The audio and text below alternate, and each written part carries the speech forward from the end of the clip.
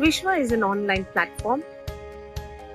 It's for everyday change makers, social champions who have been serving decades to make a difference and to make our world a better place. It's a crowdfunding and a crowdsourcing platform. We connect people who would like to make a difference with those people who would like to donate, volunteer, or give away materials and that they are not using and would like to put it under circulation.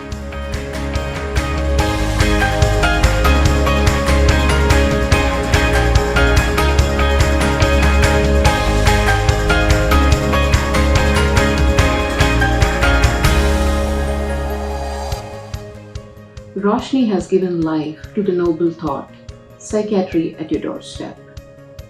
With this project, we are reaching the unreachable, the underprivileged. And in this noble journey, Vishwa has been with us. Thanks a lot to Vishwa, who has helped us to reach people and also to raise funds. Vishwa Talks is an initiative by Vishwa.org.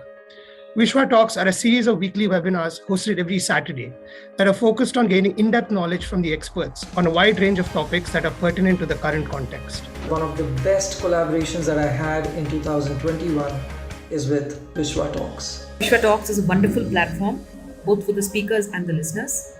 They cover varied topics, right from mental health to the environment. And it's so informative and so enjoyable.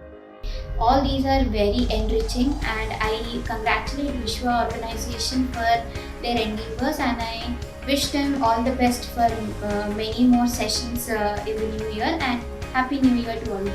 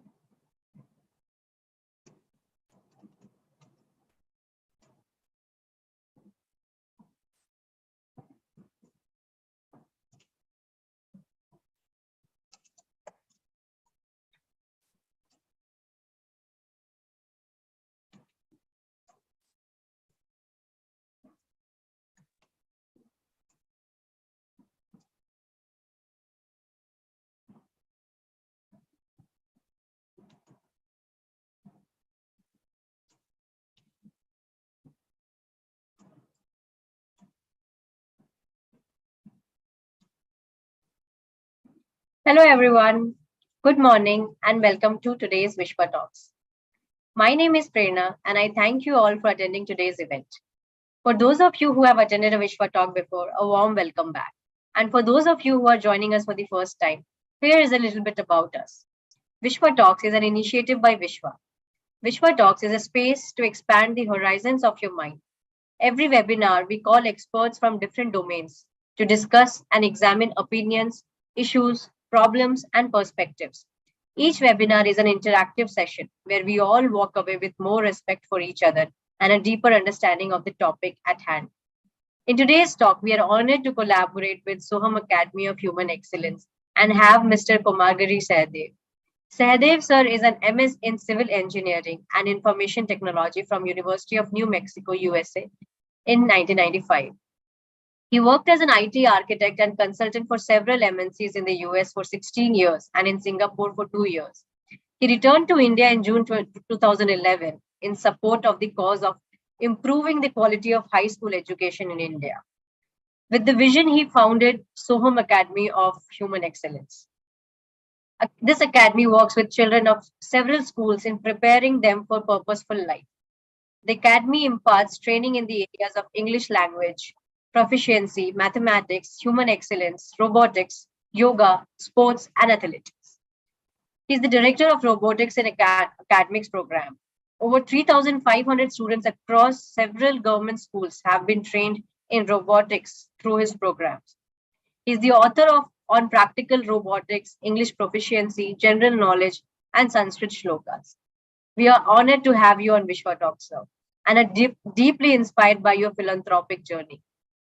Before we get started, I would like to inform our audience that our speaker will be taking questions from you after our main talk. So please leave your questions in the chat or raise a hand, and we will allow you to ask your question in person. Now, without further ado, I may invite our speaker to please start today's Vishwa Talk. Thank you, Prerna, for a very elaborate introduction. Very kind of you. I will start my presentation. I'm going to use a presentation today. And through that presentation, I would like to present my thoughts on the topic that we have in front of us today. This topic is very, very close to me. I have been working on it for a few years now. And this is something that India needs. And therefore, it is our collective responsibility that we put together our heads for a common purpose. So let me start my video, my PowerPoint presentation, and then we'll go through this. Okay, so I hope you're able to see the video. Can you please confirm, our PowerPoint presentation? Can you confirm that, Prerna? Yes, sir, we are able to. Very good. So at the outset, thank you to Vishwa for giving us this opportunity to talk about how we can sustain an ecosystem for electronics and semiconductor industry. Standard disclaimer, as always, the opinions here are exclusively mine, and anything that I say, I'm going to hold myself responsible for that. The topic again is creating a sustainable ecosystem for electronics development in India. The most important question that I have been asking myself, and I have asked many people, is why do we need self-reliant India, especially in the electronics and semiconductor industry space? Now, we live in a world of Zomato, Swiggy, and so on, right? So if we can order our food every day, we don't have to cook. Same thing, if we can import cheap components from China, Taiwan, or other countries, why do we need to produce them? We can always get it whenever we need, right? So there is no need to produce them on our own, especially when they are expensive. Semiconductor industry is not a cheap industry. It takes a lot of effort, takes a lot of money for investment to produce a very sustainable, very large industry. But why do we need that? Why do we have to do it on our own in spite of the exorbitant costs? So I'll answer these questions. Reason number one, you see that big brother on the top there. We want to believe that he's our big brother, but he is not. China is number one reason why we need our own electronic industry, why we need our own semiconductor industry. Why do I say that China is the number one reason? I could have given a lot of other excuses, other reasons, but why do I say China first? Because we have learned quite a bit in the recent past that China is a leader in semiconductor industry, and we compete with them quite a bit on several fronts. And we have a traditional rivalry with them in the space of knowledge industry, as well as in many other industries. We have a very serious conflict of interest with them in many areas, especially in the border region, right? So if China decides to turn off the tap Let's say I'll go back to my Zomato and Swiggy analogy. If we are so used to getting food every day from through Swiggy or Zomato, and we forgot how to cook, and suddenly Swiggy and Zomato decide to close the business or shut off some of you based on your philosophy or ideology, they decide to shut you off. You should suddenly start learning to cook. And we did that in the recent past. When during the pandemic times, there was no Swiggy, there was no Zomato, so we learned how to cook.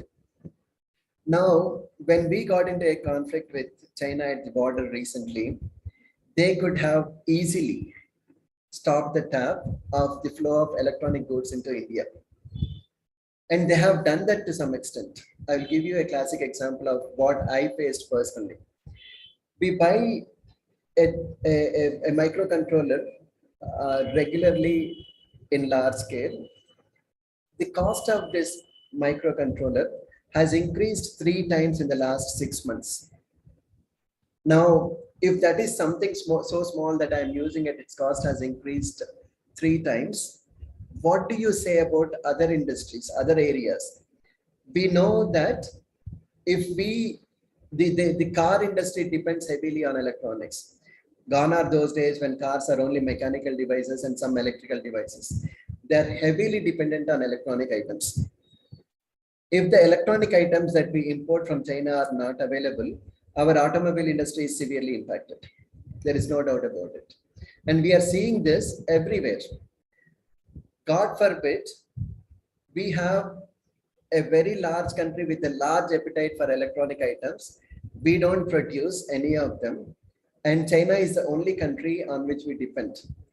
And China shuts off the tap, we are completely crippled. So that's the reason why I want to cite China, our traditional enemy and traditional rival, who can make our life miserable in the future if we don't change ourselves today. Reason number 2 is India has a big appetite for electronic items.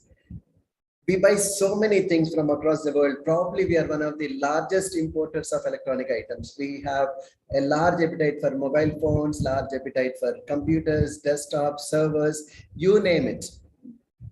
And a large component of that is imports, especially from China. Some of it from Taiwan, some of it from Korea and other places, European countries and so on. If we have a large appetite for these items, if we can mint money on our own, why should we give that money to other countries? So the reason number 2 is there is a lot of money here. And it will be very unfortunate if we let this money go out of our country while we fulfill our own appetite for these big items. So the reason number 2 is financial reason. We need our money to stay in our country. And that money should not go especially to a country that is traditional rival for us.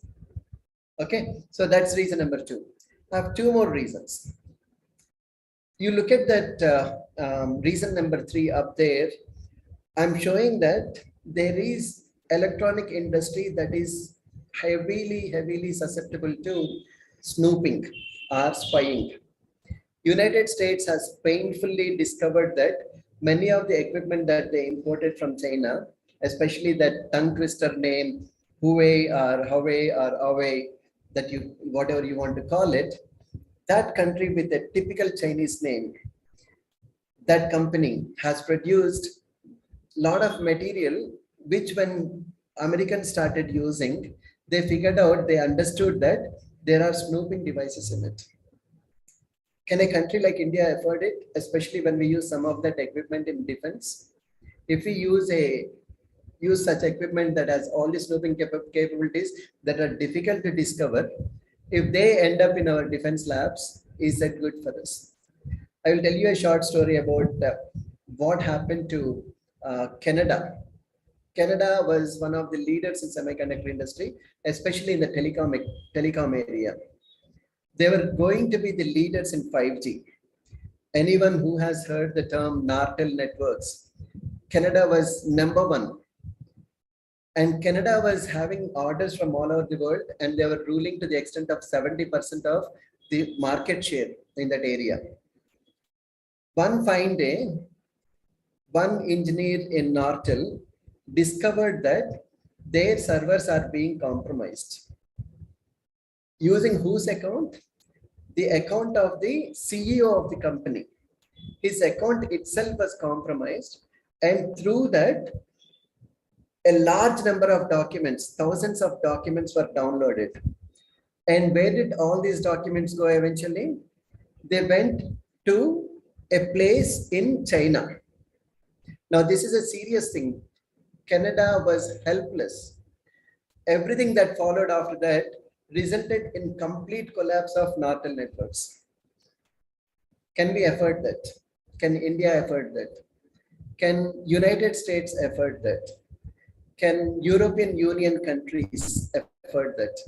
We can't. Seriously, if we believe that all countries are going to be very honest, pally, friendly, and they're not going to harm us, we are living in a very fancy world, fantasy situation.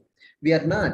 Unfortunately, we are living in a world that is severely compromised. The more complex the technology becomes, the more complex to figure out what one can do with the technology. That's what happened with China and Canada. Canada's entire industry was completely destroyed because of this snooping. Americans discovered it.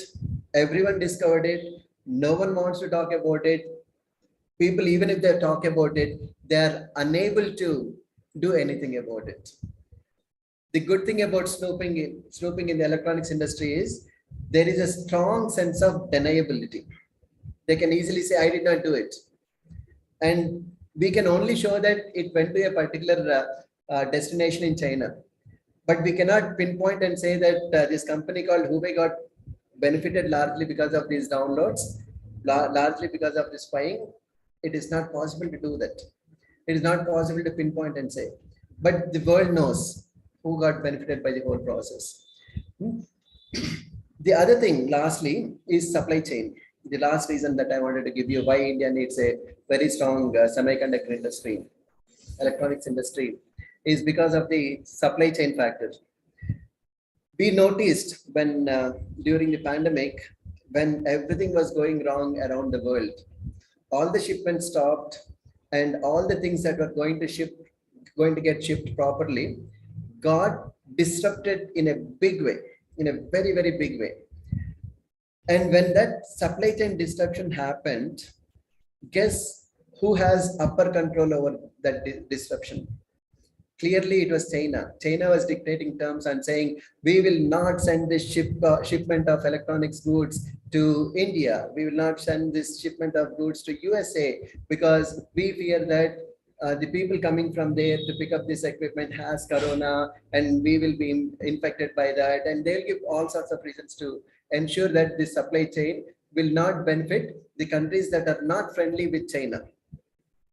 So these are very, very serious reasons why we have to be self-sufficient, self-reliant in case of electronics industry. If we don't take care of ourselves, I'm sure China will not. China will not take care of us.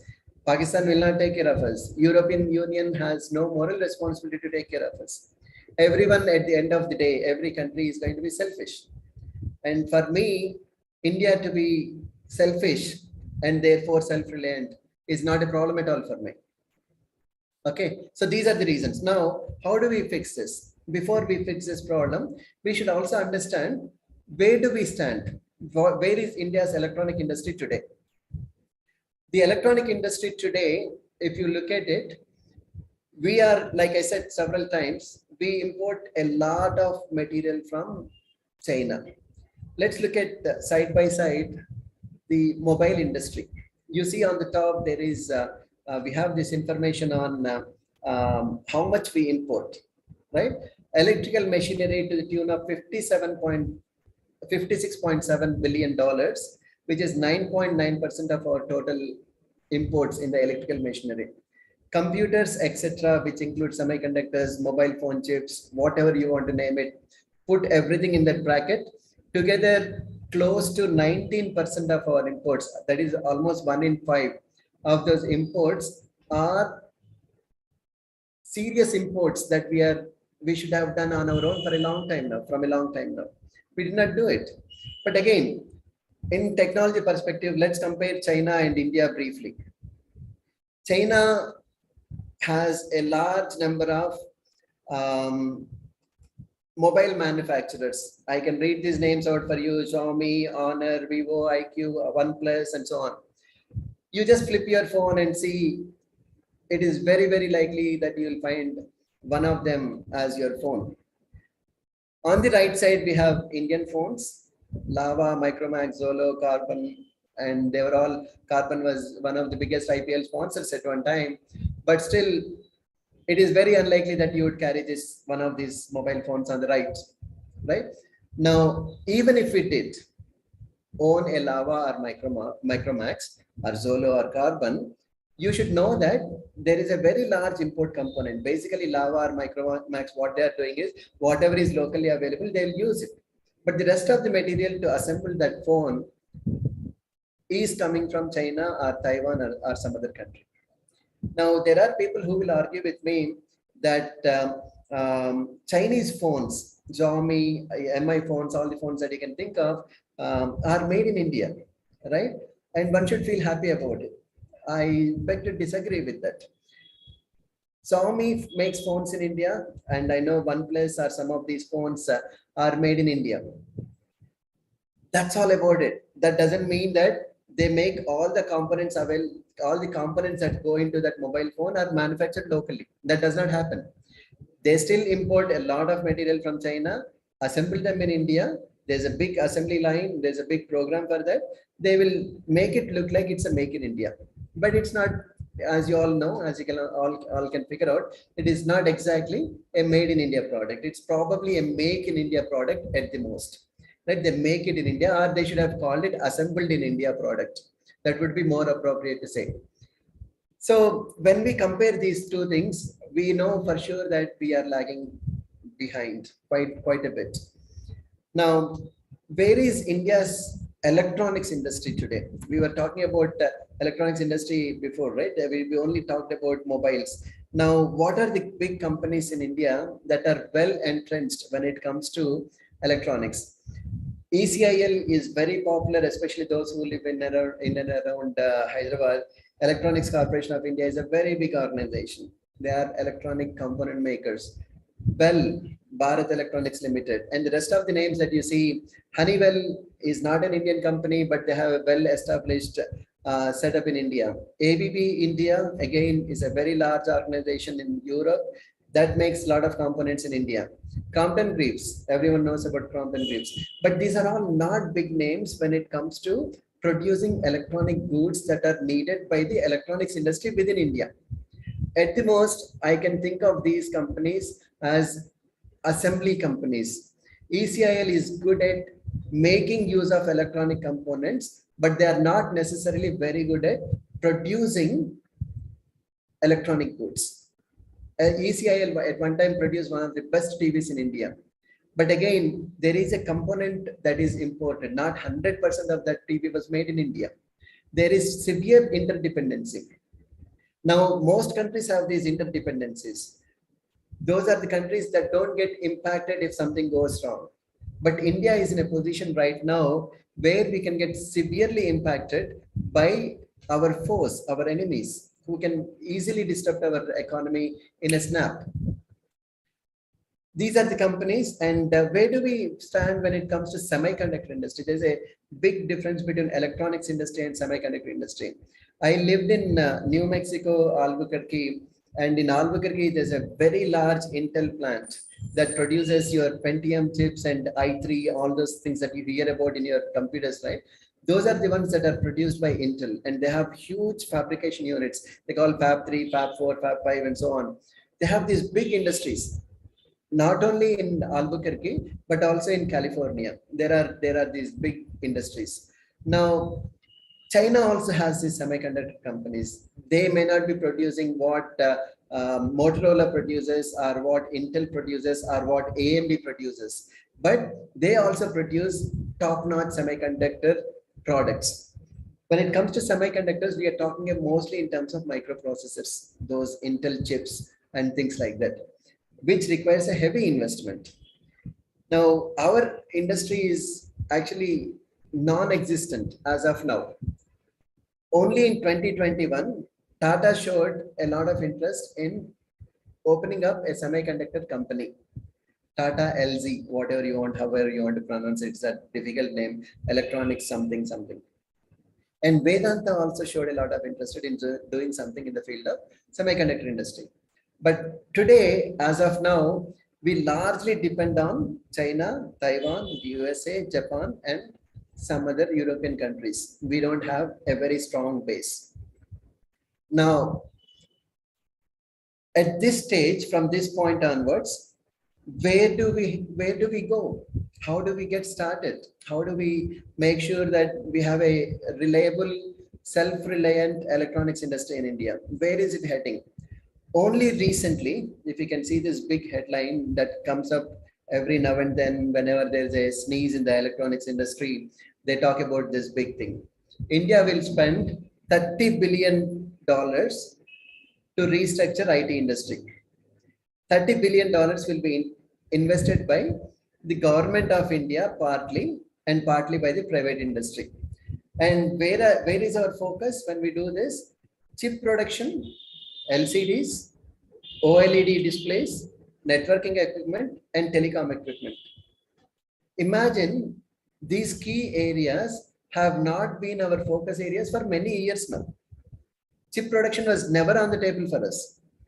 LCDs were imported to a large extent, not manufactured locally.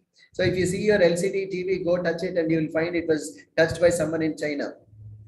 Same thing with OLED displays. Same thing with the networking equipment. You touch any of your routers at home, probably they're all coming from China.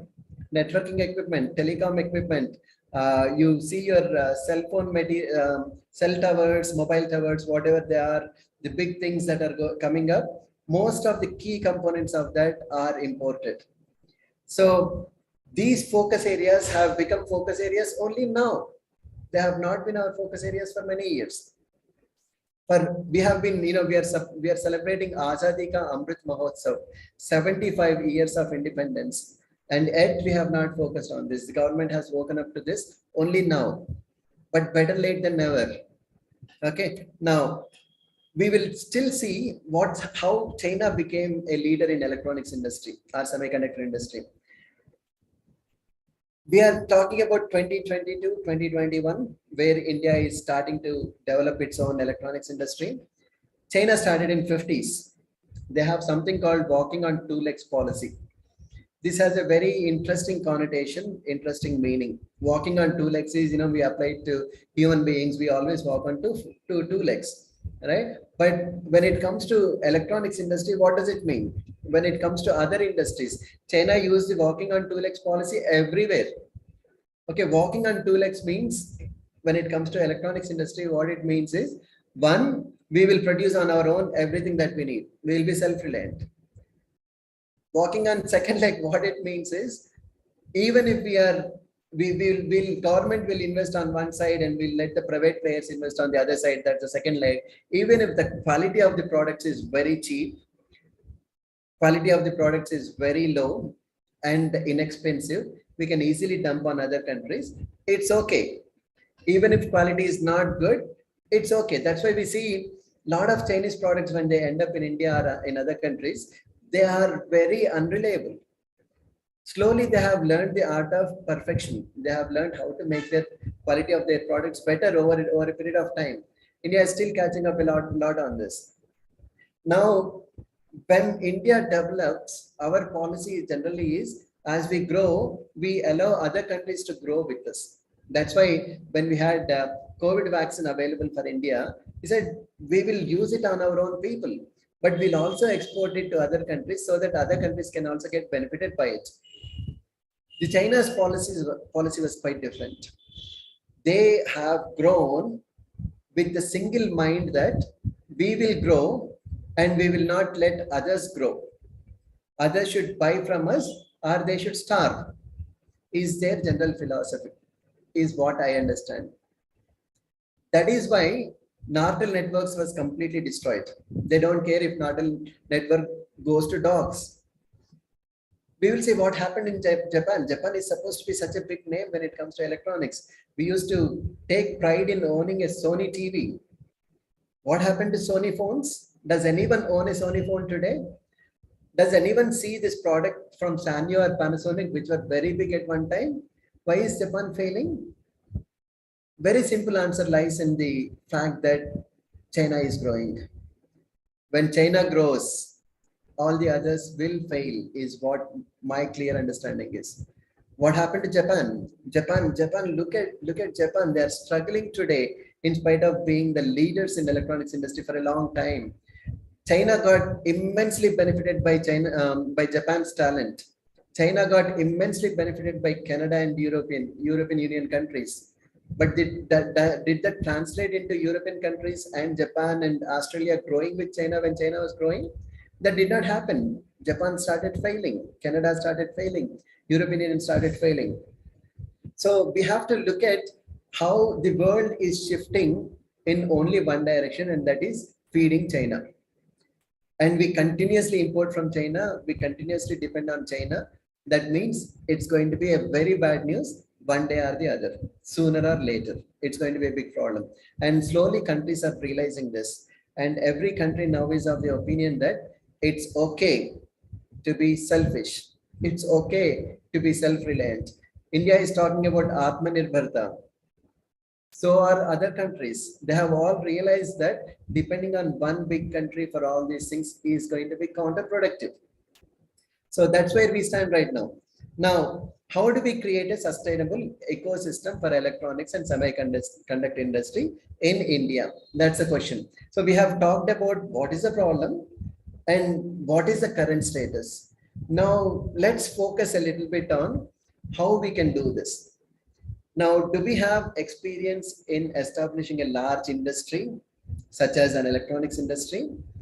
I will give you enough number of examples to say that we are capable. In fact, we are clearly capable of establishing a very large electronics and semiconductor industry. We don't have one now, but we'll be able to develop one. How do we do that? I will cite some examples for you.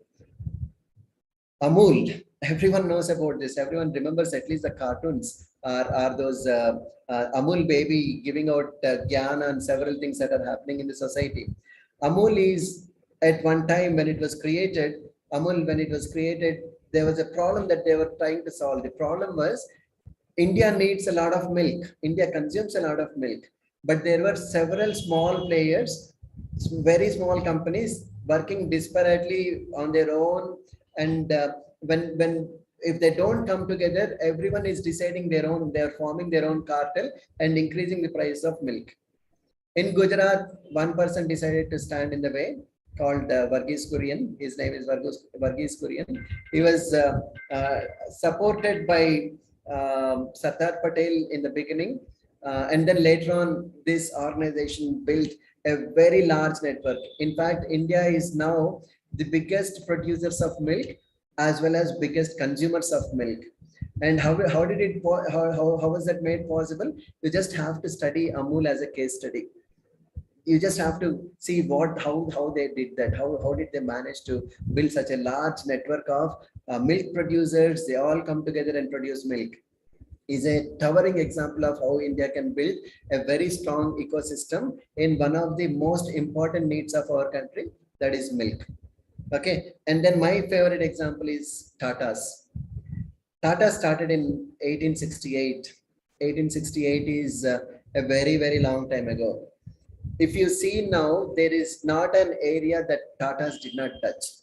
When you talk about Amul, we are talking about public-private enterprise, right?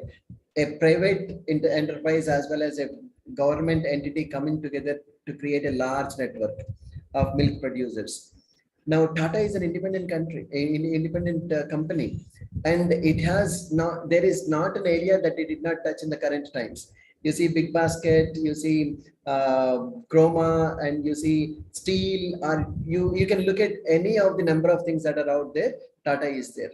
Tata was able to build a very large empire that is making India proud, making India self-reliant in many areas. They are also into computer consultancy. They are also into semiconductor industry right now.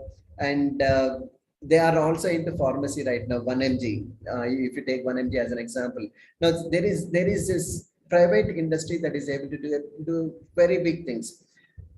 In the US, government did not do much. It was Intel and companies like Intel that came forward. Government just enabled the process. They gave them the water, they gave them the land, they showed them a place to go and set up their industry. That's all. And Intel grew on its own. Tata is capable of doing that. When Tata enters, when I heard that Tata is entering semiconductor industry, I felt very proud because Tata can do what Intel could do in the US. So that's another example. And then we'll talk about green revolution. At one time, India was considered a begging bowl. Everything that we needed, we were not able to produce on our own, especially food. People starved. There was a time when Lal Bahadur Shastri addressed the entire nation and told them, I am not going to eat my dinner every day until India gets better. I'm going to eat only one meal. Let all Indians come forward and do the same thing until our food crisis is resolved. Those were the times. And since the Green Revolution started, we are not a begging bowl anymore, but we are a bread basket. We are able to export wheat, rice, and many items to other countries. We are essentially feeding the world with the food that we produce in our country. We are definitely capable of that. So with this background, I'm very confident that we can do something similar in India. How do we do that? So those are the questions that we want to answer today. How do we create a sustainable ecosystem? In my opinion, we should start from bottom up. We should start with schools. And I noticed, I stayed in Singapore, I stayed in the US, and there are a lot of hands-on activities for children in schools and colleges. And unfortunately, in India, we didn't have that. Now we are part of. We have started a program called Robotics in Academics. Robotics, the name we used to generate an interest, because when we talk about electronics, people will not immediately get excited about it. But when you use the word robotics, thanks to some of the movies like Robo of Rajnikant and things like that, children will get excited about it. I want to do robotics, and they will feel proud to tell others that they are attending a robotics class. So we are able to generate a lot of interest in our younger folks. We have done that. We have trained about 3,500 children, and we know that there is a large appetite for this kind of knowledge. What happens when children develop a lot of interest in electronics? They will love to become electronics engineers. When you go to schools and ask them, what do you want to be when you grow up? Most of them end up telling you either they want to become a doctor or an engineer. And what kind of engineer, when I ask them, they'll all say, I want to be a computer programmer, computer engineer. And that means programming. They don't want to talk about electronics as an industry, electronics as a profession to take up. And we noticed in colleges, engineering colleges also, that the intake for computer science classes is much more than intake for the electronics engineering branches. Right? So what we thought is, if we start generating interest in electronics from a very young age, we'll be able to create enough pool of people who will start filling up the electronics branches in engineering colleges. Now, I would like to share a small video here on how we are able to generate this interest in the schools and colleges. See, look at the smiles on the faces of these children who take up this thing. Right? Okay, let's see this video first.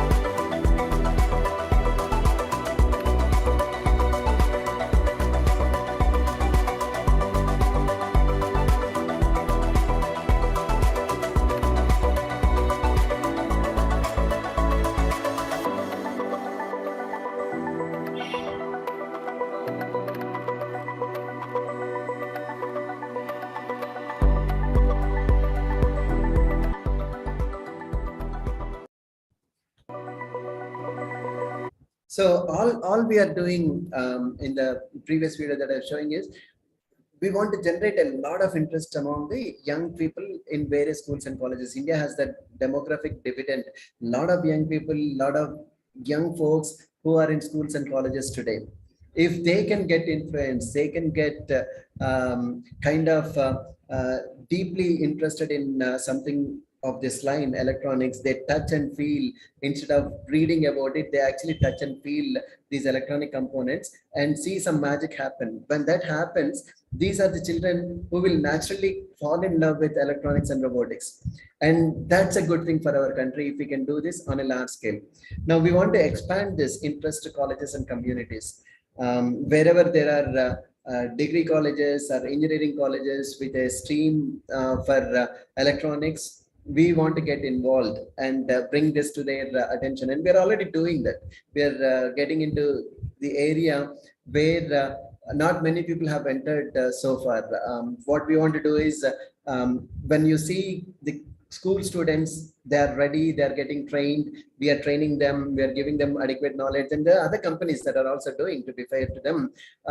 When they do that, when we all do this at the school level, and by the time these school children come to colleges, do they have the same experience? Can they experience the same thing that they experience in the schools?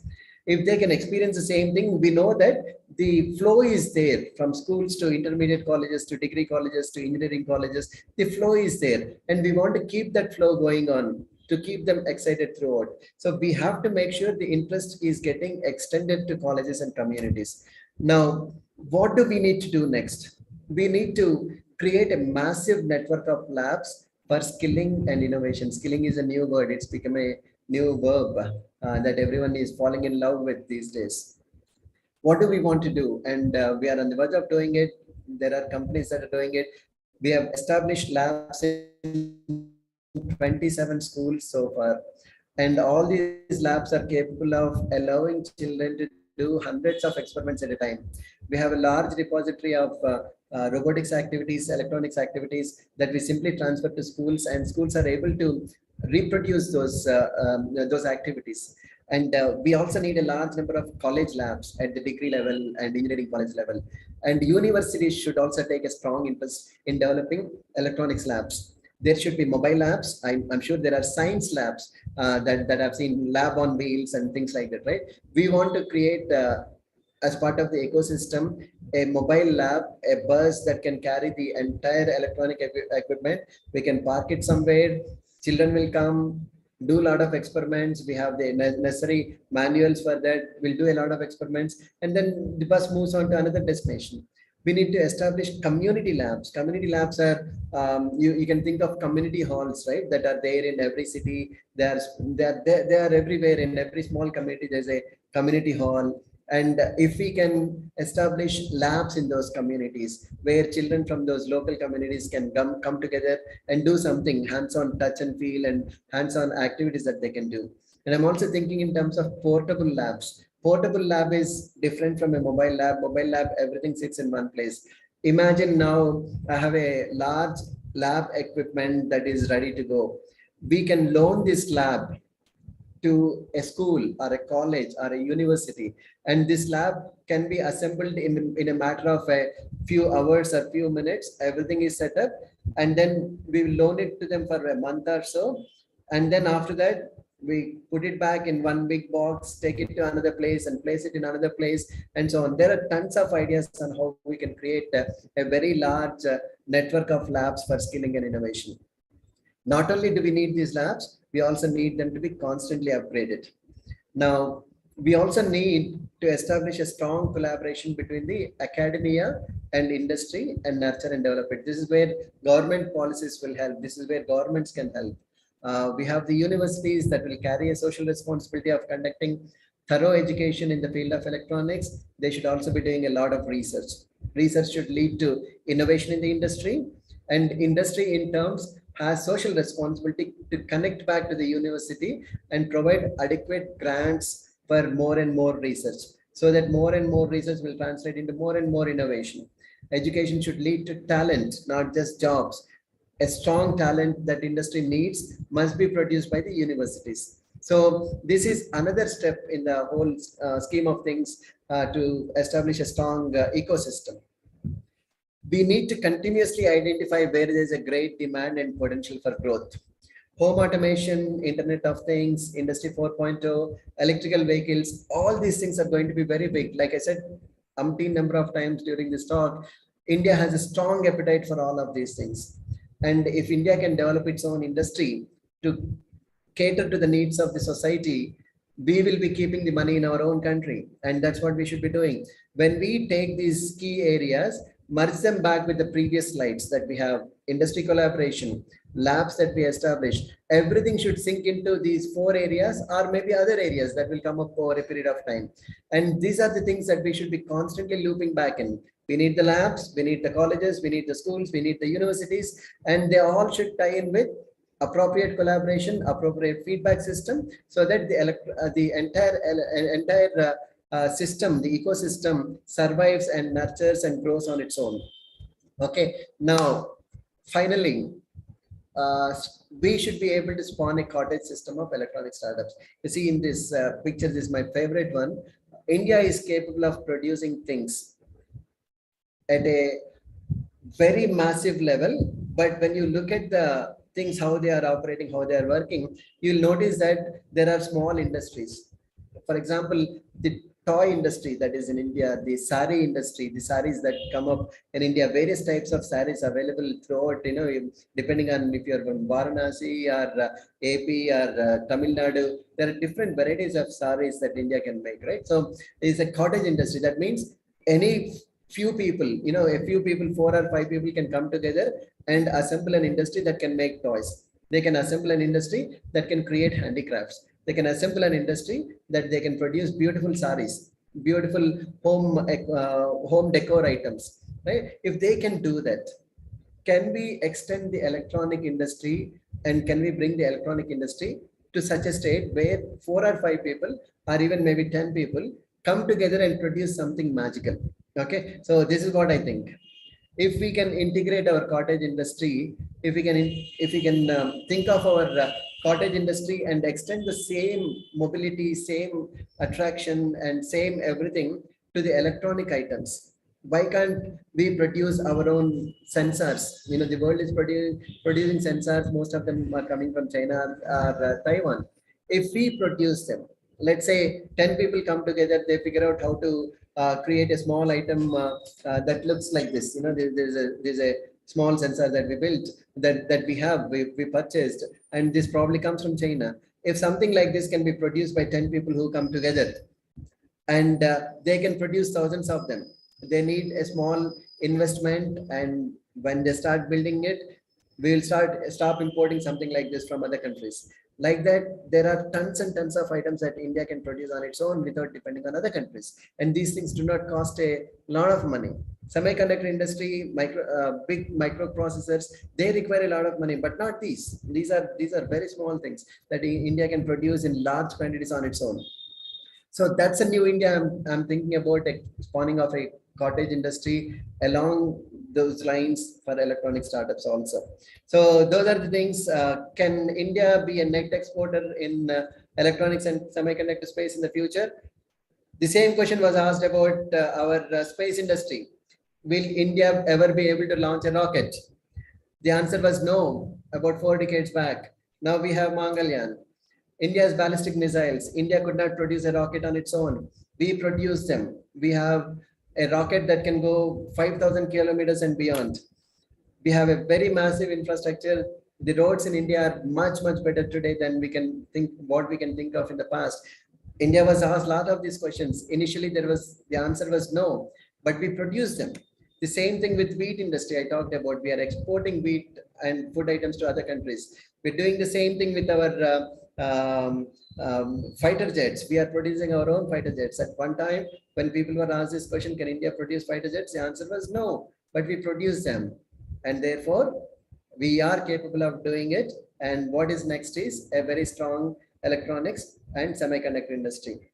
With that, I thank you all for your patient hearing of what I was talking about, what I was thinking about when it comes to India in the space of electronics and semiconductor industry.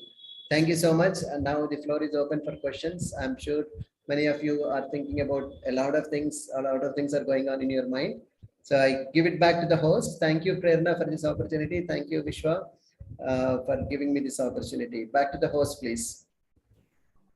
Thank you, sir. That was very, very insightful. Before we move to Q&A, I would like to request the audience to take 30 seconds to answer a poll for us. The purpose of the poll is to help us understand you a little better, so we can better curate the topics that we bring to you. While you take the survey, I would like to invite our visionary and philanthropic founder, Mrs. Shrivani. Ma'am, please join us.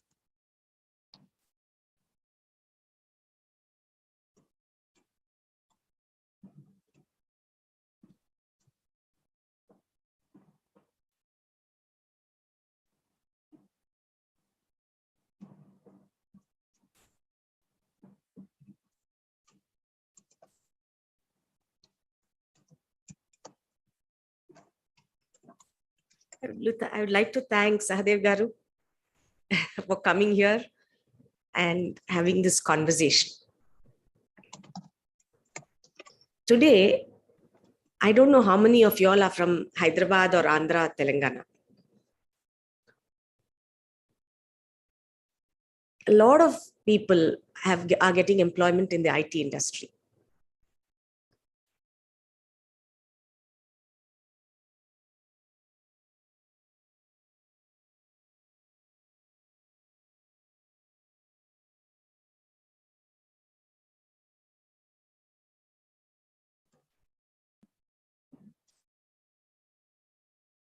Right.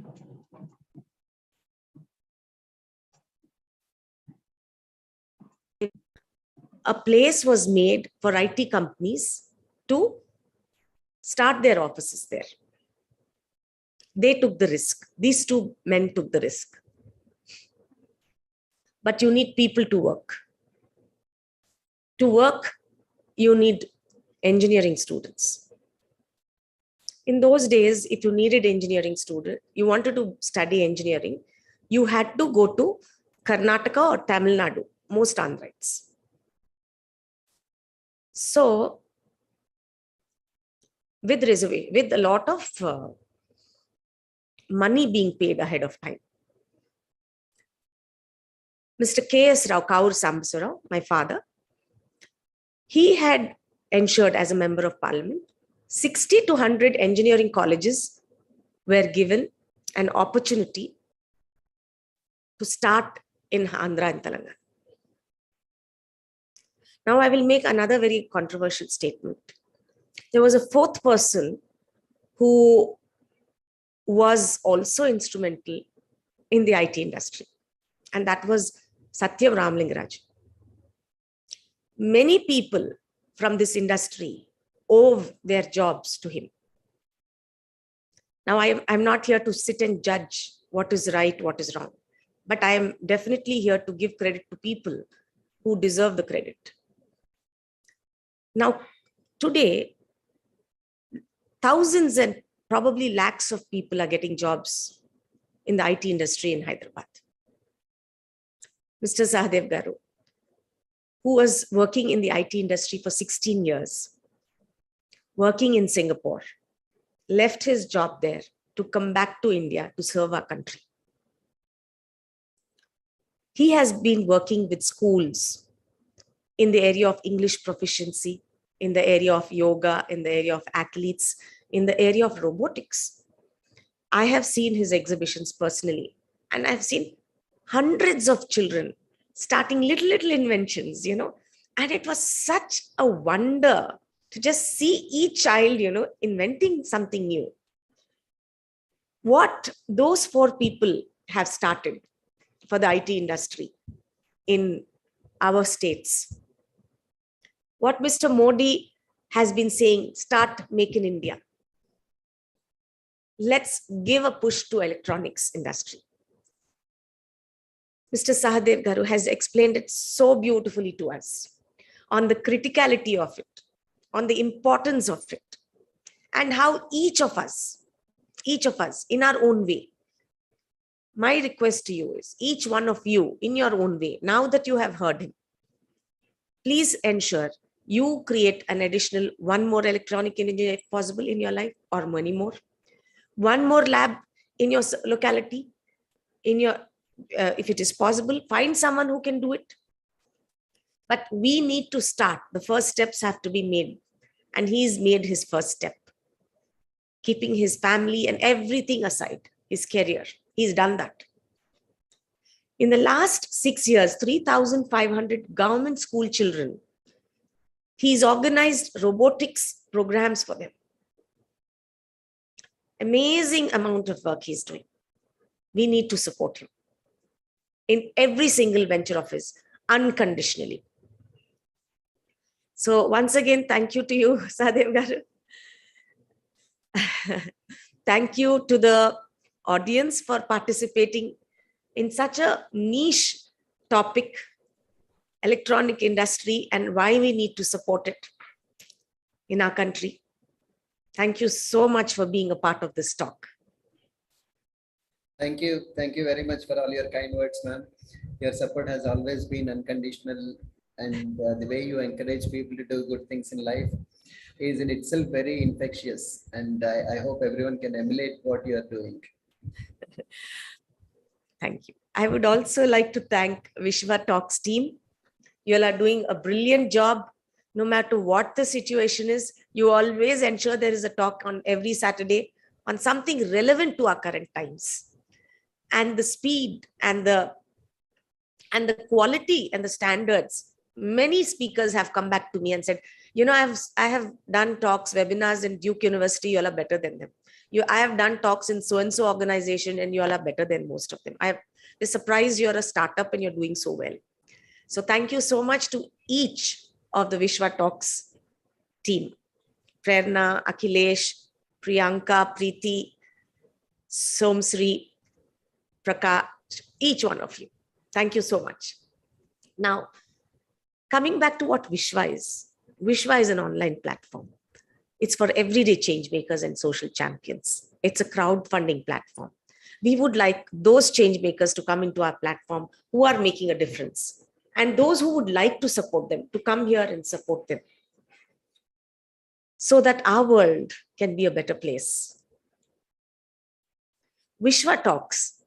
When I was a child, my father was a member of parliament, and every time he was in town, whether it was in Hyderabad or Delhi, we used to have eminent people coming home and talking. And in our parlor, it was like a storytelling theater. And they would come and they would share, great personalities would come, and they would come from different fields and backgrounds. And they would share their experiences. Now, I wanted that made available to each of you. That's why Vishwa Talks comes out with eminent people from different fields talking about their expertise. We're also soon coming out with Vishwa Junior and Vishwa Youth. My son studied in Rishi Valley for a little while. And every quarter or every month, I think every month, he had eminent people from across the world coming and talking to him. They would speak to the entire school. I want this now available, whether it is a government school, whether it's a school for the privileged, each one of them should have access, should listen to eminent people talking to them about our culture, about our rich heritage, about our arts, about our science, about our history, and much, much more. I want them to have an identity of our country.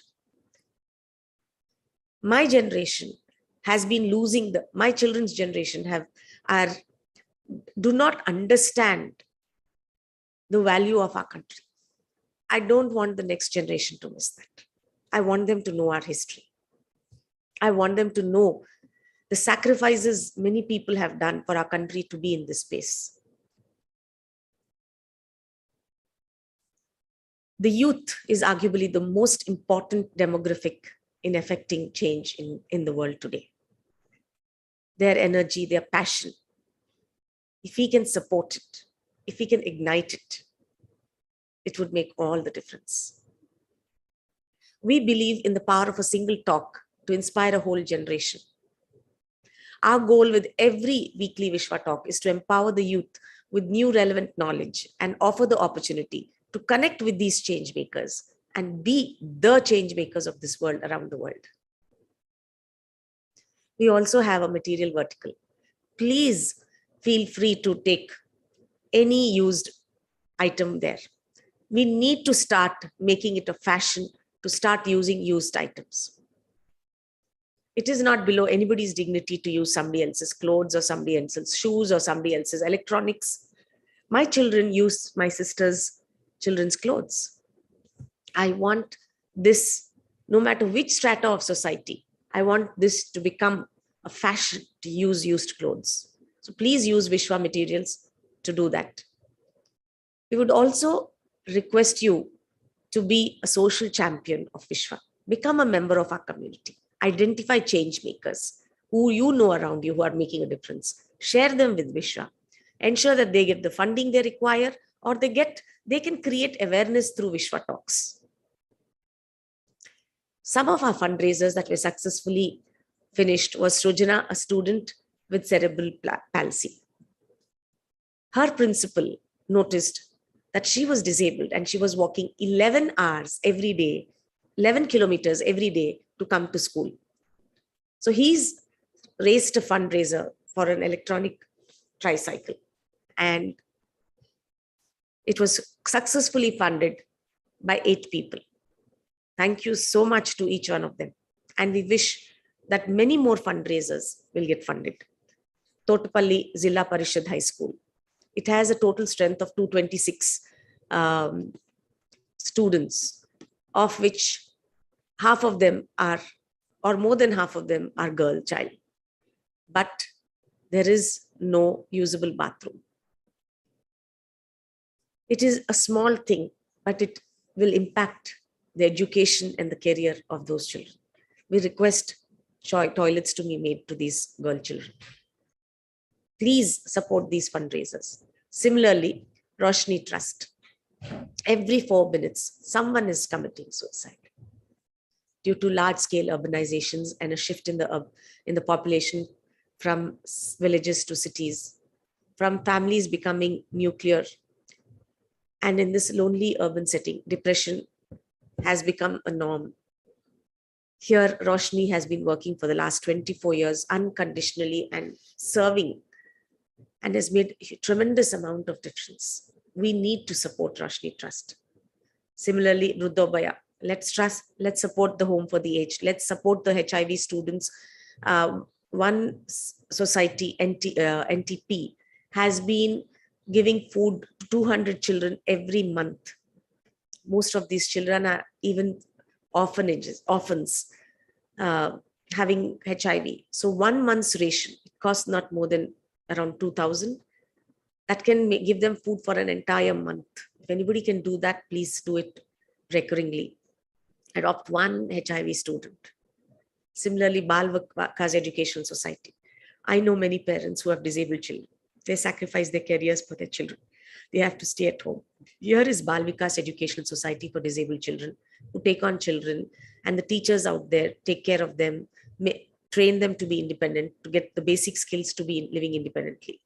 We would like 3 of their teachers to be, their salaries to be funded. If there is any organization around you who has 40 employees, ask them to adopt 1 more teacher's salary.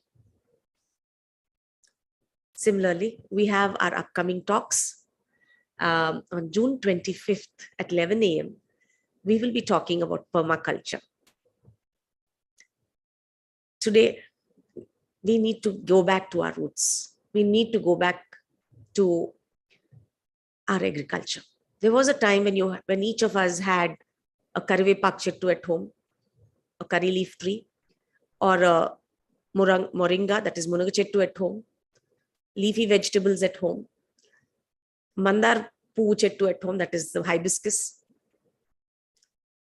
The basic berakai, potlakai, all of them were grown at home. So no matter what the situation was, people were healthy. Today, people are living in apartments, and people have forgotten these things. And vegetables and a healthy diet is becoming soon a thought of the past. Most of our farmers of the older times are even going away. The new generation has no clue about the various systems that are needed in our agriculture, especially with the amount of medication that we are using, fertilizers we are using in our farms. It's time we revisit permaculture. We revisit the traditional agricultural practices and see it through the lens of permaculture. Ms. Neha Kopula will be giving this speech. She has an institute called Aranya, where they train people into permaculture. So please do visit. We also have another 3 more events coming in the next every Saturday. Please be ready to register for all of them and do attend each of them, so that we can make them successful. And the people, the speakers, the change makers who are coming, we give them all the strength and the energy to do what they have given their lives to do. We need to respect and appreciate the decades of work that these people have given to the causes that they believe in. Let's make them a huge success. Coming back to our question and answers.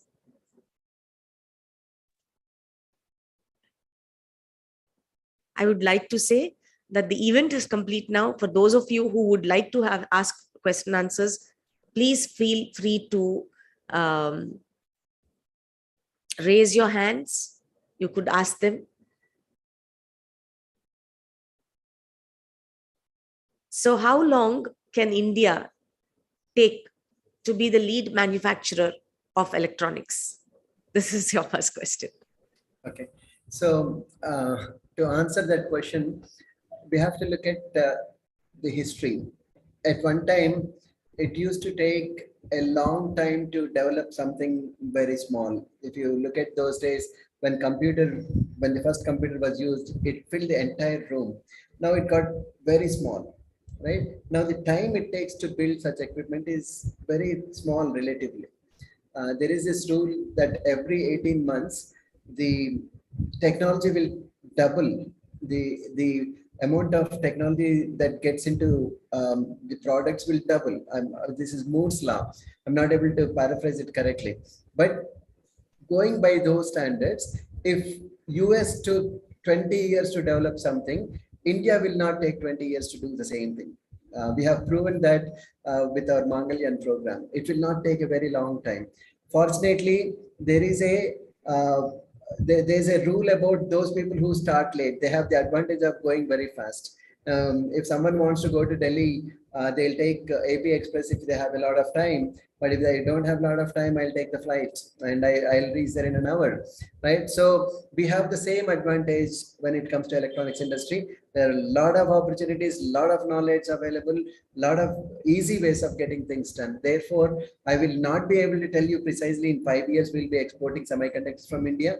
I'll not be able to say that, but it will definitely not take as much time as it took for other countries, maybe half or less than half. From which class we can approach school students to create interest in electronics in them? We have been able to do this, the activities that we have taken up, we're able to start as early as 6th class. We don't want to go below that. I'm not into the kind of, what should I say, the fantasy world where we start training children for IIT from first class. I don't want to get into that kind of a business. We don't want to rub electronics on kids who are as old as only first class or first standard or second standard. But 6th standard onwards is a good time to start. But as they go along, it is our responsibility to keep them sustained in this area. That will be the difficult part. Every time we need to give them something new to play with. If we are unable to do it, then if we start them at 6th class and then not able to sustain it by the time they come to 10th class, they will be bored, right? So what is more important than starting early is being able to sustain that over a long period of time. Sir, can you tell us a little bit about the robotics exhibitions that you have been doing, the workshops? Okay. And the exhibition? So the robotics exhibitions that we organized, I think we have organized so far about 3 exhibitions. The most recent one was in the month of March. the way we train children, our program is for the government schools thanks to CSR funding from MNCs. When we train children in electronics activities, we have a curriculum that we follow. We train children in working on 21 activities using n number of electronic components. The beauty of these components is once we give them, donate them to schools, we give them 5 kits and we give advanced kits also. The beauty about these kits is using the same thing, you can develop hundreds of activities. Using a slight tweak here and there, you'll be able to do it. So when we train children, we challenge them to build something on their own. Now, they may not be able to build, come up with a completely new idea that no one has done so far, and therefore I will do it for the first time. Many kids came forward to do that, and they found that it's not that easy to come up with a totally innovative idea and develop it. So the initial stages for the high schools that we are doing is we are asking them to reproduce what they have seen elsewhere. Okay, I show them a nice video. Every week we have our robotics club sessions. All the schools participate, and in that club session we demonstrate a product and we tell them how to develop it, and they develop it on their own. Sometimes we have our own innovation, and we don't expect children to innovate that quickly. So when we challenge kids to come up with new projects, they came up with ideas. The beauty is they will be able to reproduce something they saw on they see on YouTube or elsewhere. When they are able to reproduce it, they are not only reproducing it, but also making it better in terms of how you use it. For example, we showed them a smart fan.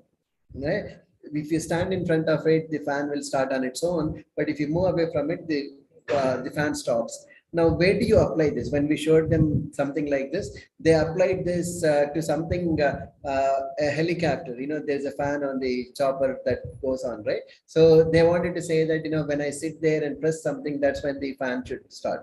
Right? Or when I sit and do something like this, the fan should start. So when we developed a smart car with Bluetooth operation, they said we'll develop a battle tank kind of a thing that we can remotely operate and send it into the enemy territory kind of a thing. Right? So they're able to think differently, but not necessarily innovate. So we have been able to do these activities. People came up with their own ideas, and they also learned to articulate them very well. That's the beauty of it. The reason why they are able to articulate very well is because it is their idea, it is their product, something that they developed. And the kind of satisfaction that they get when they develop on their own makes it easy for them to explain and be excited about it. And that's the excitement we saw wherever we organized our exhibitions. And we are planning on organizing these exhibitions on a large scale. We are going to work with many colleges, and we are going to give that freedom to those colleges to organize these exhibitions on their own, collect all the nearby schools, and in a year or two, we'll be having 10 robotics exhibitions going on simultaneously at multiple locations, because 10 schools in each location, and we have a college that takes care of those 10 schools, and they will be able to organize their own robotics exhibition. We are looking forward to last week of February 22nd, I believe. I'm sorry, I'm not able to recall the date, is the Science Day. And on that Science Day, we organized a robotics exhibition prior to COVID. But this coming Science Day, I think we will organize it in a much bigger way, and we'll be able to simultaneously do this in multiple places. So far, we have been doing it only one place at a time. But I think we have enough bandwidth to do such large exhibitions in the future. Sir, when I go abroad, I see a lot of museums, science museums. Are there any in India?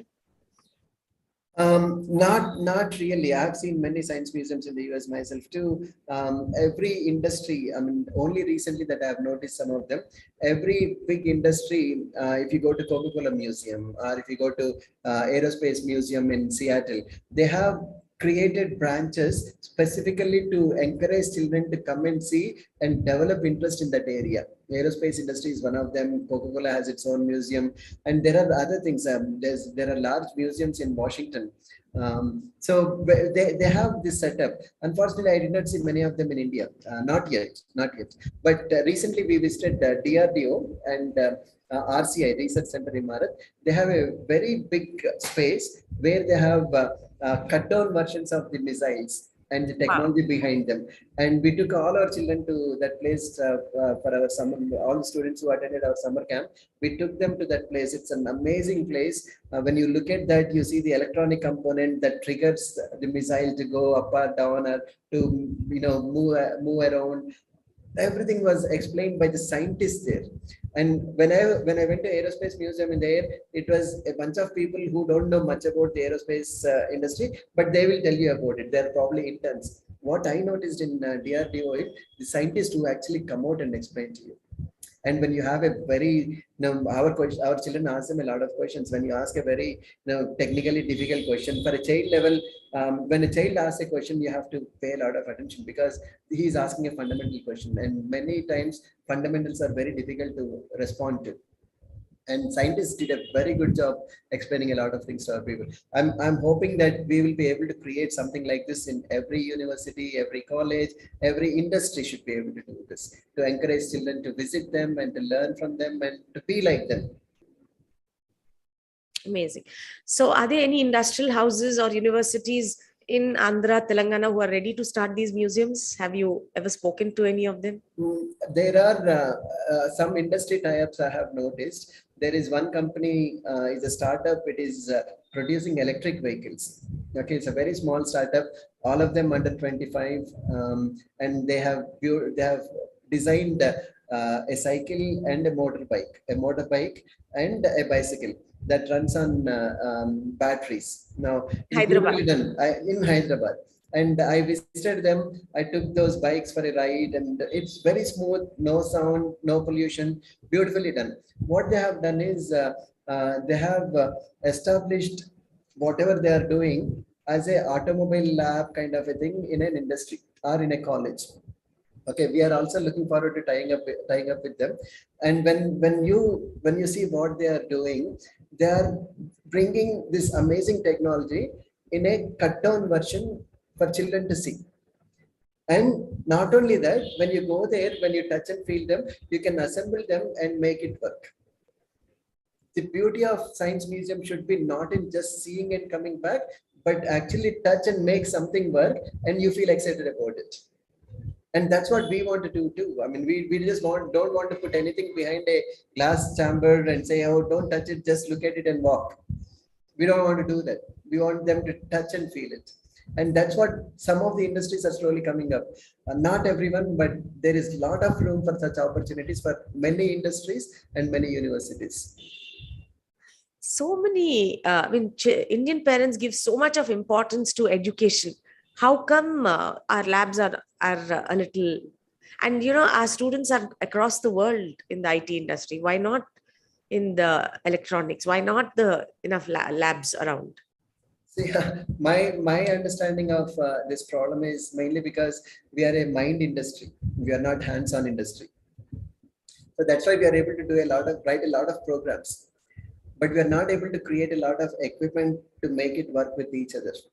Right? So that's why I'm surprised there is a big gap between what the education is teaching us and what the cottage industry is doing. That's why I connected cottage industry with that.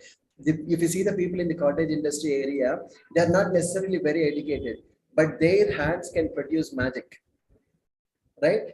When you see the same thing in the education arena, people can do magic without touching anything, without feeling and touching something and doing anything. They're able to create magic. There is a huge disconnect between these two. Why is there this disconnect? Because right from the beginning, we thought whenever we touch and do something, it is labor work. But whenever we think with our brains and give beautiful ideas and write beautiful programs, it is intellectually superior. And that intellectual superiority coming only from the mind is the main cause for us not to be able to build things. Is my opinion. I mean, you may have a different opinion about it. I would love to hear from you. No. There's a need for it. So anyway, there's one more question coming up from Dr. Rambi. Can you please comment on why we do not have semiconductor fab in India? Okay, so the fabs that I have seen in the US, Intel fabs, they are very, very expensive to build. It needs a lot of resources. Intel used probably 60% of water capacity of the entire city to build that. We have a feeling in India that we are very poor and therefore we cannot afford to build these fabrication units. Right? This feeling has not deserted us for a very long time. Only now, only recently, we have been able to feel that we are rich enough to build a bullet train. We are rich enough to build something called a Tejas fighter aircraft. We are all focused, collectively focused on filling the bellies of our poor. Our focus was only on that. Unfortunately, that hangover is still there. The inertia is still there. Even after 75 years of independence, we still think that if we take up a big project, a powerful project, it is waste of money is our collective mindset. That has not changed. Now, only recently that mindset is changing. And because of that, we might be able to invest lots of money in that. Earlier, we are poor, we cannot do it. Now, we are rich enough to do it. Big change. Hyderabad had some land allocated for the semiconductor industry. What happened to it? I'm not really sure what happened there. You know, when government gets in, we are still in the phase where the industry prospers quite a bit only until the government steps in, right? When you have to build a semiconductor industry, it cannot be done without government's involvement. The moment you get the government in, the government is worried about two things. If I do it very fast, I will be accused of taking bribes. If I do it too slow, then I'll be accused of sitting on it. In order to maintain a balance between the two, I don't know what they will end up doing. So it's a very strange situation. As long as startups are building something, L&T is building something, they're doing wonderful. But the moment you get the government in, the complexity grows tenfold. Very valid point you put, and you just touched on it. You didn't elaborate. But there are probably thousands and millions of entrepreneurs who are in India who are suffering, though they have the ambition to create, to build the foundation for our country. They are stuck in this vicious cycle. And many families have lost because of that. So, sorry. Yeah, continue. I was going to say, the youth in India are a changed bunch these days. At one time, the youth were mostly of the entitlement mentality.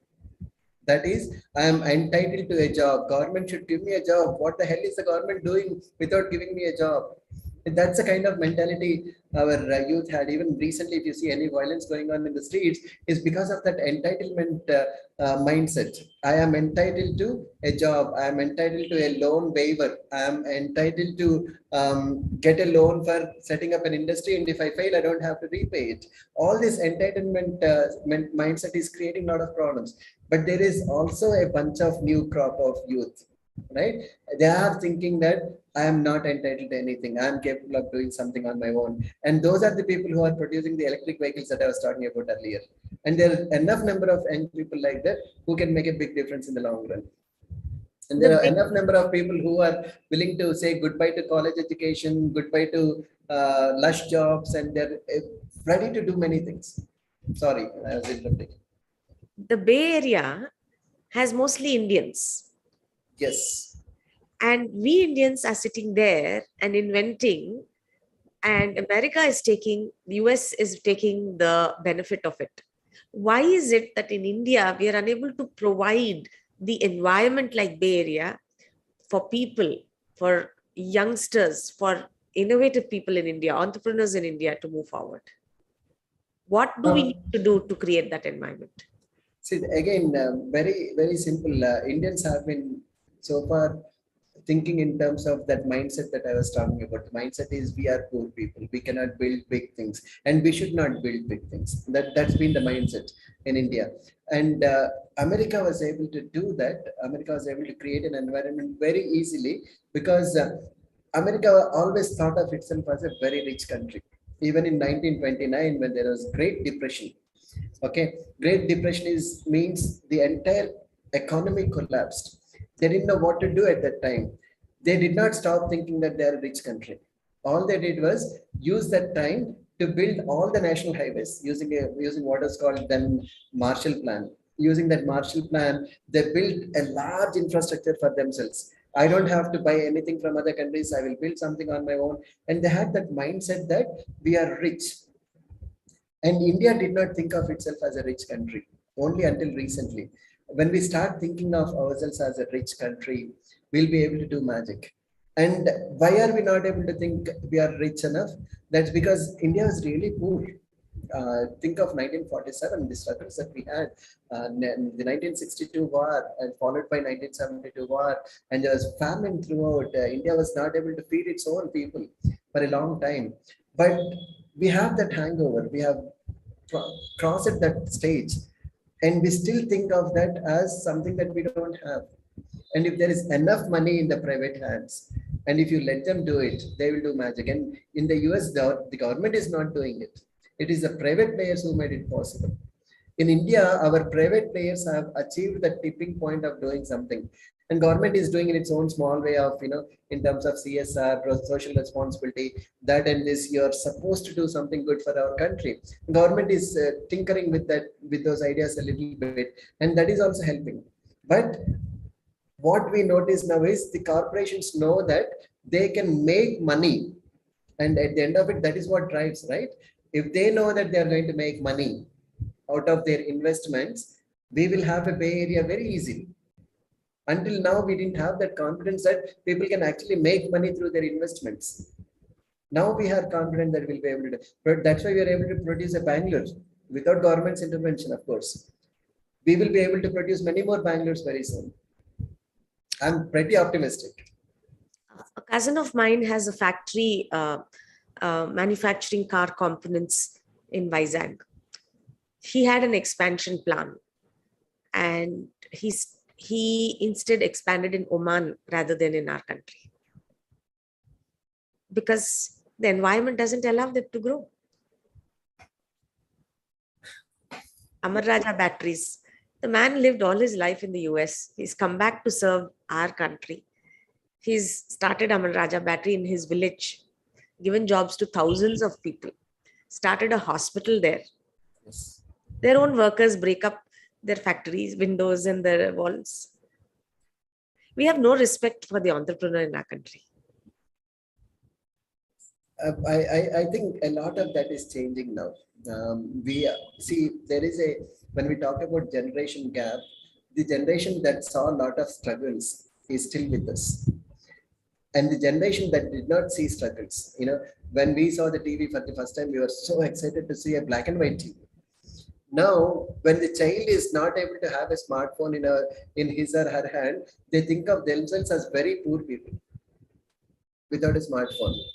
Right now, everything is changing, and the new generation of people are going to see the world from a whole different perspective. When that happens, things will automatically change. What we are seeing is when the young people start seeing an incentive in something that's happening in a place like Vizag that you mentioned, Amar Raja Batteries. When you see these things happening, right? There are old generation people, there are political people, there's a lot of, we have a very complex society. That complex society transformation takes a lot of time. But I'm definitely saying it is much easier to set up an industry these days than even 20 years back. The government is tracking this under the category called ease of doing business. But is it for foreigners or Indians? Sorry? The ease is being made for foreigners or for the locals? For the locals too. See, that's why the group of friends that I was talking about set up a small EV electric vehicles thing that was very easy for them. When we have our own startup in the area of electronics and programming. The amount of time it took us to set up that company was very small. In a day we were able to get it done. Okay. Almost in a day we were able to get it done. At one time it took us 3 months. Okay. Even to think of something like that, and working with a lot of people. Now it is very easy to get a government loan or to get an MSME loan. These days is very easy. And we know all we need is people who are honest enough to take the loan and repay it and make the money that they are getting from the government at a cheaper interest rate, primarily to benefit this country. And that attitude is coming up now. Question from Ms. Priyanka. As the electronic items are cheap nowadays, is there any procedure in our country to reuse the e-waste across the country? Yes, I have been working with a company, and we talked about laptops. What do they do with the laptops in their company? That company replaces their laptops every 2 years. If an employee gets a laptop, after 2 years, it gets outdated. Therefore, they need a new laptop. What do you do with your old laptop? Now, the government has a e-waste policy that clearly should specify what happens to an electronic item at the end of its journey. So if this corporation donates all its laptop to an NGO, the NGO should give an undertaking to them on what will they do when they are done using that laptop and the laptop does not work anymore. Okay. So along similar lines, government has been formulating policies on how to do this, and there are penalties for not following these rules. When you incentivize in giving incentive for properly disposing them of is first step, and penalizing them for not properly disposing them of is another criteria. So again, think of this as walking on two legs policy. Penalizing and incentivizing, and this is working. There is a serious problem in other countries, and not knowing what to do with their electronic waste. They are taking loads and loads of them and disposing them in deep seas, deep oceans, somewhere in deep oceans, and taking them to countries that are easily willing to buy them. Not buy them. If I get a ton of electronic items and dump them in India from US, right? What I am doing to India is I'm telling India, I will pay you X amount of X million dollars for every ton that you take. I don't care how you use it. You do it. India is not doing that. I'm not saying India is doing that. There are countries who are doing that. So there are policies coming up. There are areas coming up. And there are also a lot of NGOs, we should credit them also, who are doing significant work in preventing e-waste. Amazing. Another question from Mr. Somshekhar. I'm not sure if I got it right. What is the impact of electronics/materials on core branches like electrical, mechanical, and civil? Okay, so this is a great question. What we are noticing right now is there's a lot of convergence happening between software and hardware. Earlier, the only interface for software was writing programs that are run on computers, on servers, and people will get benefited by that. The typical example is your websites. All the websites that run on the server, you play with them on your, you visit those sites on your laptop or your mobile phone. Now the convergence in terms of software and hardware and other allied industries like mechanical engineering, electrical engineering, electronics engineering, automobile engineering, aerospace industry. When you look at all these things, there is the gap between them used to be very wide in the past, but the gap is coming down quite a bit in the recent days. You think of electrical work in a house. Now the electrical work in a house used to be only electric wires and electricity. Now electrical work in a typical house does not happen without some electronic component attached to it, some kind of intelligence attached to it. So now the convergence between the software and the hardware is very clearly visible now. There are n number of items that are coming up behind which there is some intelligence written by a programmer, but being used as an electronic item. Think of Alexa or iHome or whatever gadgets that you have in your house.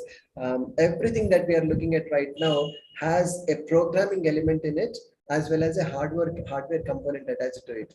Earlier, it used to be only servers and programs, right? So convergence is clearly visible, and future there will probably be only one engineering field. Everything else everyone should learn. We used to have one common year. All the engineering students in the first year will learn the same thing irrespective of what branch they are in. I think what will happen in the future is first 3 years will be common for everyone. Final year will be specialization. Dr. Ram would like to ask a question. Sir, namaste, sir. Excellent. And we connected earlier, but what are the other options to join hands with Soham Academy, in particular semiconductor sustainable initiatives in future? Would like to, if you have something in mind on remote basis, I would like to join your volunteer activities. Like, let us say in like so we are small here, but at the end of the day, yeah, we do have our small program in IoT and teaching the kids with low budget to reach to the international audience. We have covered hundreds of our students across the globe, but still would like to join together with Soham. Could you please elaborate how a startup like me or other entrepreneurs to join up together to leverage our ecosystem and something do bigger? Absolutely. So we can absolutely have a offline discussion on this, but to answer your question in general, if we want to tie up with anyone in any fashion, one of the things that we want to think of ourselves is that we don't want to be an edutech firm. Edutech is very common, right? I mean, there are lots of companies that want to bring technology to the classrooms, right? But apart from that, we are doing that also. We are taking technology to the classrooms, thanks largely to CSR funding that we are receiving. We're able to take this to the classrooms, but that's where we don't want to stop. That's only an entry point for us. Exactly. Once we get into that area, as children grow from their 6th class to by the time they come to engineering space, if they take up electronics or robotics as their engineering stream, and once they come out, we want to close the loop. We want to be able to provide them an employment opportunity within the space through which we have been training them for many years. And we want to give them that employment opportunity. That's why we have our own startup too. So not only this, we want to create that ecosystem thanks to Srivani ma'am, who repeatedly brought this topic to me, saying that we are talking about ecosystem, and I did not think of the word ecosystem as much as she thought about it, and she gave me a lot of clarity on this. Now, when we talk about this ecosystem, right? This ecosystem is a system that we look, observe, and make corrections, but not trample on very frequently. Look at a garden, for example. Okay, lots of trees grow. That also means snakes will come in, frogs will come in, honeybees will come in, everything will come in, right? So it's an ecosystem. We only deal with it to the extent that it does not become dangerous, right?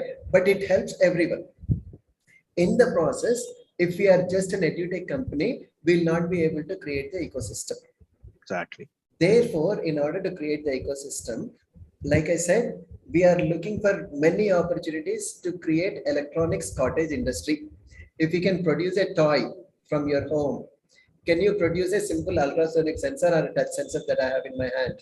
If you can produce this, and all it takes you is 3 or 5 lakhs to invest, and you sell thousands of them, and there are people like me who are willing to buy them. EdTech companies are willing to buy them. Can we create an environment that makes 5 people to come together and produce this? If you have ideas in that area, I'm willing to collaborate. And by the time our students come out of the electronic space, electronic engineering colleges, I don't want them to beg governments for jobs.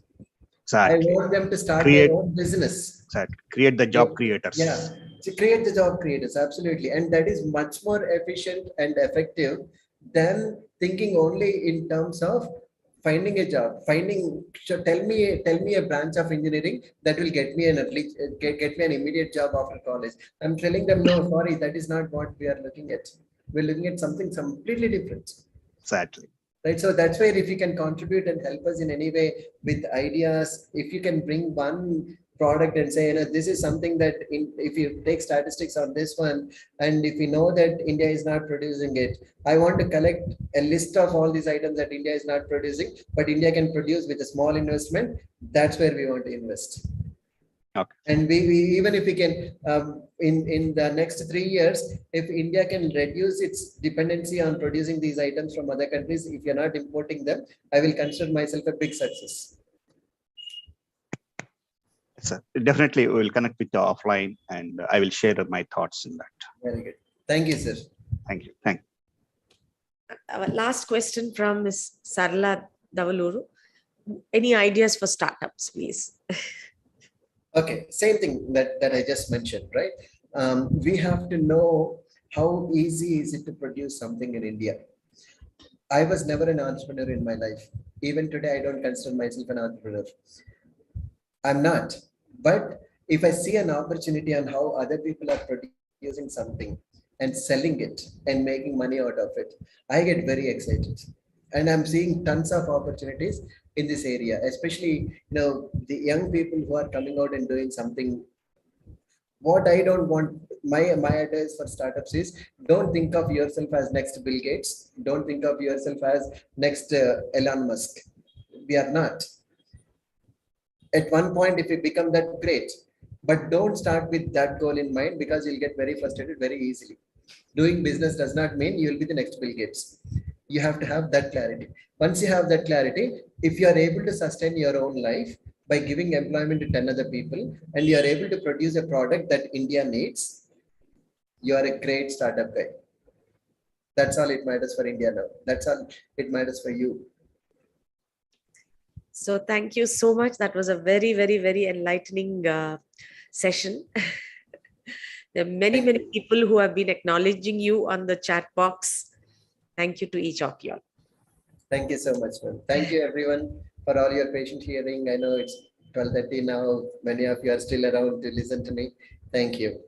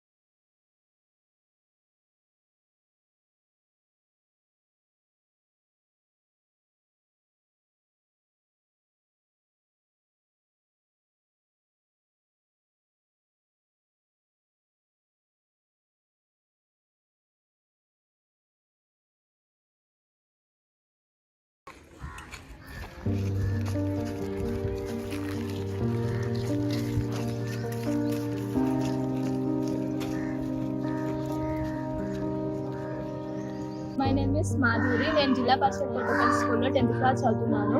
ఇక్కడ చాలా strength ఉండడం వలన మాకు toilets చాలా ఇబ్బంది అవుతుంది. ఒక్కొక్కసారి మా ఫ్రెండ్స్ క్యూ కట్టడం చూడలేక మా ఇల్లు దగ్గర ఉంది, అక్కడ తోలుకపోయి వాష్రూమ్ చేయించుకొని తోలుకరావాల్సి వస్తుంది. అలాగే బాత్రూమ్లలో వాటర్ ఉండవు. పైన బాత్రూమ్ వెంకిలో పెద్ద ట్యాంక్ ఉంది, ఎక్కితే ఎవరన్నా ఎక్కి చూస్తే మొత్తం కనిపిస్తుంది. ఇంకొన్ని బాత్రూమ్ కట్టించాలని కోరుకుంటున్నాను.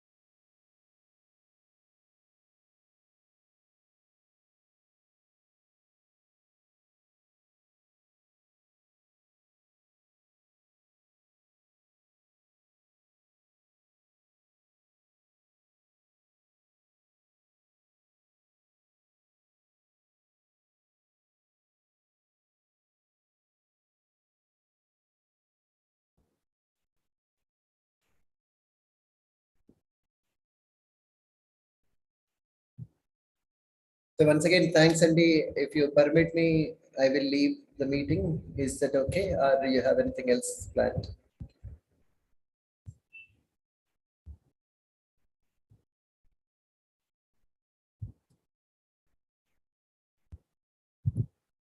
Prerna, Rakilesh. Sorry.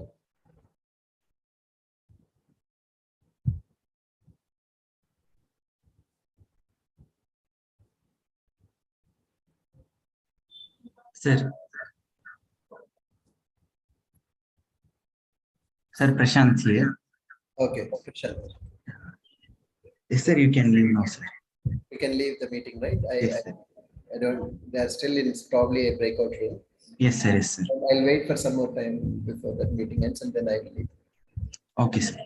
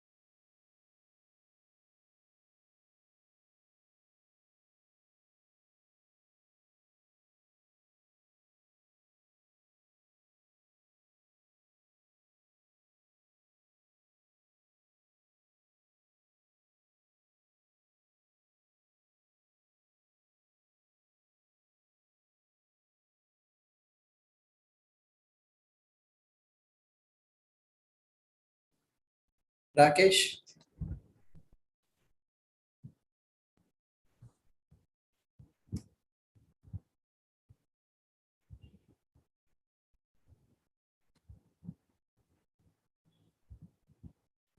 Is it okay if I leave? Yes, sir. Very good. Thank you so much. Thank you, sir. Thank you so much, sir. Bye-bye.